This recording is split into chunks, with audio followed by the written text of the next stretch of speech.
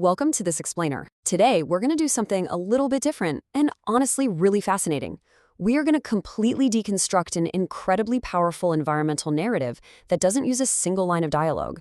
It relies entirely, and I mean completely, on the art of sound design. We're looking at the Academy Award-nominated animated short Forevergreen. But here's the twist. We are basically going to ignore the visual animation. Instead, we're putting all of our focus strictly on the auditory experience to see exactly how specific sound cues can build an entire world from scratch and genuinely evoke some deep, deep empathy. Okay, to really get this, I want you to just imagine a pitch black screen. Nothing but darkness. Suddenly, these isolated audio cues hit, and they instantly plunge us into the sensory world of this desperate, hungry little bear cub.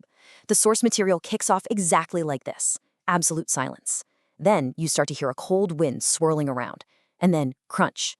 You hear footsteps approaching, some sniffing, and finally a bear cub calling out in the distance. We don't even need to see this cub to feel how isolated and vulnerable it is, right? The audio literally paints the entire picture for us right out of the gate. So let's look at part one, storytelling without a voice, or how to build character through audio. It's wild, but we can actually map out the protagonist's entire hero's journey just by paying attention to its vocalizations. We start off with that initial, heart-wrenching, desperate cry.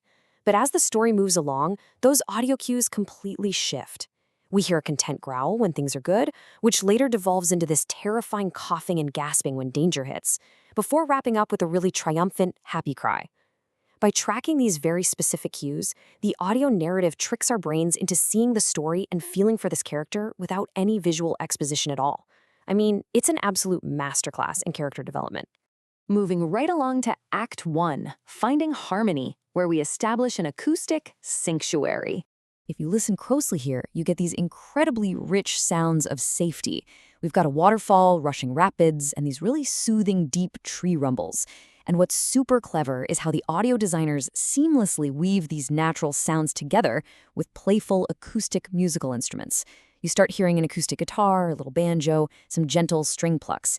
Pair that with satisfied stomach rumbles and the sound of munching, and wow. Without a narrator ever having to pop in and explain it, we just implicitly understand that this cub has finally found some food and a moment of pure, uninterrupted peace. But of course, peace in the wild is fragile. That brings us to Act 2, the disruption, focusing on the intrusion of the unnatural. This part brilliantly illustrates the core conflict of the whole piece. It's this stark, jarring contrast between the peaceful, organic sounds of nature and the aggressive, totally metallic intrusion of human trash. On one hand, we have our organic soundscape, the waterfall, maybe some distant crows cawing. But suddenly, bam, they are violently interrupted by the unnatural. We hear this weird squeaky toy, metal junk just clanking together, and a loud tin pail crash. This juxtaposition is like a giant red flag. It instantly signals danger to the listener, yanking us right out of that cozy sanctuary and putting us totally on edge. Which throws us straight into Act 3, the Inferno. This is the auditory climax of devastation. Look at how fast this goes from 0 to 100. A tiny metallic disruption sparks a massive, terrifying event, and the timeline of this escalation is insane. In the very first second, just a subtle little sizzle pop. By the 5th second, a violent crash of a tin pail. And then, whoosh, by the 15th second, this escalates into a massive flame burst, backed by some really intense music.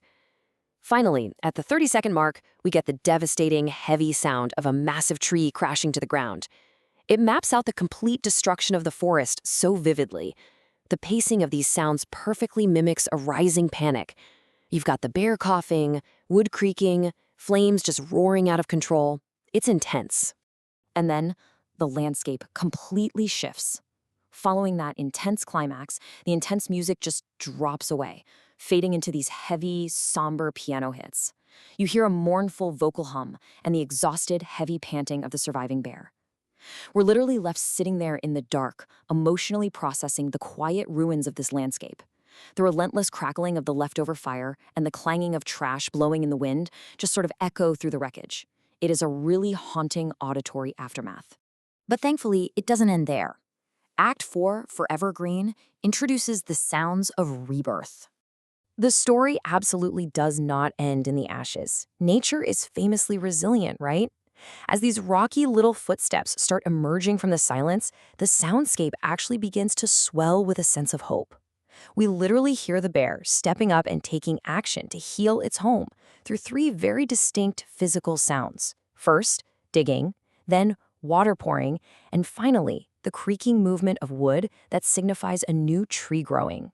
And these sounds of restoration, they aren't isolated. They're accompanied by a total shift in the musical score. We get upbeat staccato violins and a much faster-paced guitar. It tells us the cub isn't just surviving, it's actively restoring its environment. As all this restoration is happening, we experience what's called a musical swell. Basically, this is a continuous, really powerful increase in both the volume and the intensity of the music. It's used here to evoke this profound sense of emotional resolution. So as that new tree grows and the bear lets out a happy cry, the upbeat music just swells beautifully. It literally carries you, the listener, from the absolute depths of despair straight back into the light. And this swell culminates in a gorgeous choir arrangement, which, actually, introduces a pivotal element we haven't heard this entire time. A human voice. Yeah, the source material holds back its one and only set of vocalized lyrics for this exact moment of rebirth. The choir finally sings, "Forever your life restored we will be, Forevergreen." And honestly, it is such a brilliant artistic choice. By totally withholding human language until the very end, the creators guarantee that those lyrics hit with maximum emotional impact. It delivers this powerful, really universal message of conservation, interconnectedness, and just an enduring love for our environment. As the strings swell up one last time before gently fading back out into silence, it leaves us with a really vital question to reflect on. How loudly does the natural world speak to you when you just close your eyes and listen? This whole auditory journey really challenges us to consider how we might interpret the desperate calls and hopefully the beautiful rebirths happening right in our own backyards every single day. Thank you so much for joining me on this explainer. And remember, sometimes the most powerful stories out there are the ones we just have to quiet down and listen to.